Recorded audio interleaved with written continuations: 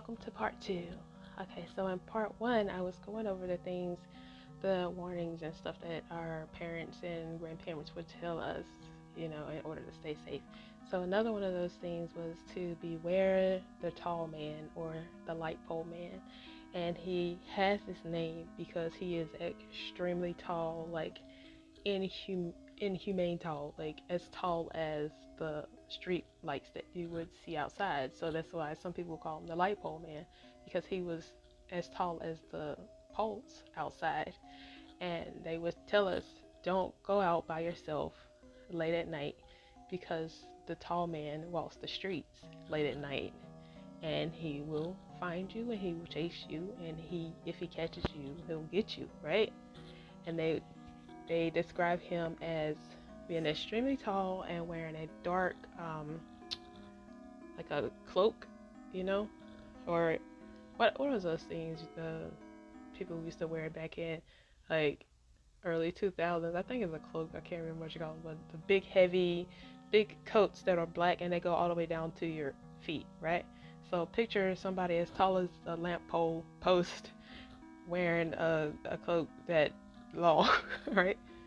And they also said that he would open his coat, and whatever was under his coat, like nobody could really tell me what was under his coat because they would be whatever it was scary, and it would really make them afraid. So they would say he'd open his coat and then he would come after you, right? So I'll tell you about two experiences with the tall man. Now, I didn't see the tall man for myself because I was not allowed to be outside late at night when I was younger. Like, we always had to have like someone with us, and even if we were on the porch, my daddy would make us come in the house. Okay.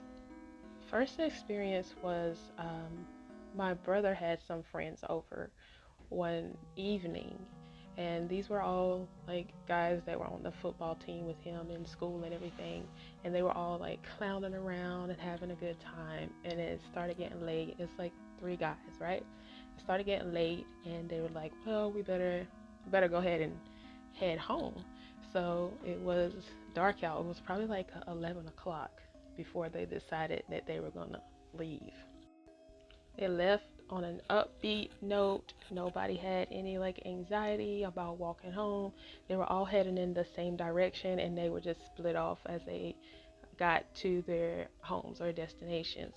So they said goodbye and they were like, see you at school tomorrow, blah blah blah, all the good things. So my brother and I are just sitting around watching TV after they left, and about 20 minutes later we hear this banging on the door. Boom boom boom boom boom boom boom boom boom. So we like, who in the world is that? And we like go to the door and it's his friends, and my brother opens the door and they just like all fall into the house. They're like running and like panting, like they've been running, and they're scared, and like we're just trying to figure out what's going on. They close the door and they lock the door, and they're like, I don't know how we're gonna get home. We gotta go home tonight, but the tall man is out there. The tall man is out there. And they said they were walking home, and they were just out there clowning around in the street and like walking towards their houses. And all of a sudden they see this man who is extremely tall, as tall as the lamppost, and he's wearing this long jacket, um, from here down to his feet, And they see this man and they immediately know it's the tall man because there's nobody that can possibly be this tall. So they see this man reaching to open his coat. As soon as he goes to open his coat, they turn around so that they don't see, and they start running. And then they ran to another friend's house and they knocked on the friend's house. And the friend opened the door and asked them what was going on, and they said that the tall man was chasing them. And the friend refused to let them into the house. The friend says to them, don't bring that to my house, and closes his door and locks it. So they end up just running back to our house, and we let them in, where they're sitting and they're telling us this story, and they're afraid to go back outside. So I think they ended up like waiting for my daddy to get home to like drop them off at home because they were just so afraid to go back out. And that is not even the end of it. Like, remember, I was saying that nobody could ever tell what was under his jacket, right? So, I have a friend whose house I stayed at like every weekend. Like, I was always at her house, and she lived down a dirt road. And I was at her house, and she would always have, like, she had pretty curtains up and stuff at one point, and then all of a sudden she started putting blankets up at her window. Like, not just one blanket. She'd have like layers of blankets hanging in front of her window. And I was like, does she really want it this dark that she's got blankets hanging up at her window, right? And I asked her one day, I was like, hey friend, why do you have all these blankets at the window? Why don't you let some light in? And she says, I can't like let the light in. She said, you see the field over there? Because there's this big field directly in front of their house. She said, I was looking out the window one night and I saw something in the field. I said, okay, so what did you see in the field? She said she was sitting at her window. She looked out and she sees this extremely tall man in the field, but he wasn't on foot. He was sitting on top of a horse. So I'm thinking about like horse. I never heard this one before. She's like, I know it was a tall man because he had on this very long jacket and he was extremely tall and he was on top of a big horse. And she's like, friend, he opened his jacket and I saw what was under his jacket. I'm sitting here, I'm thinking back to like all the movies I ever saw. I'm like, oh my God, did he have a head in his jacket or whatever, right? And she says he opened his jacket, and when she looked, it was the world.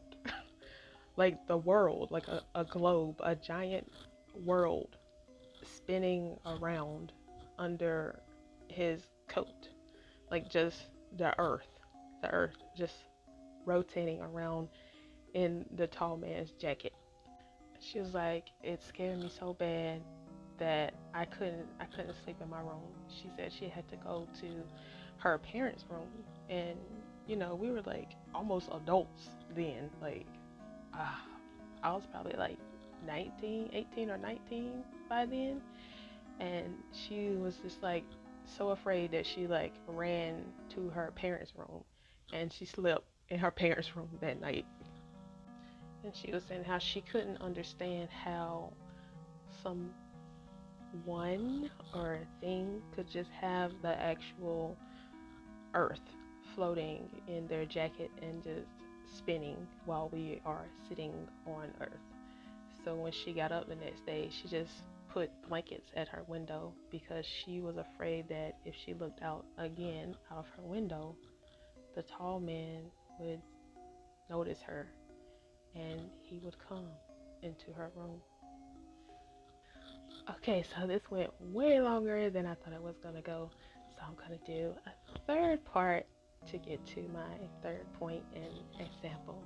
So look for the video. Don't worry, it's right over there. I'm uploading it. I'm uploading it now.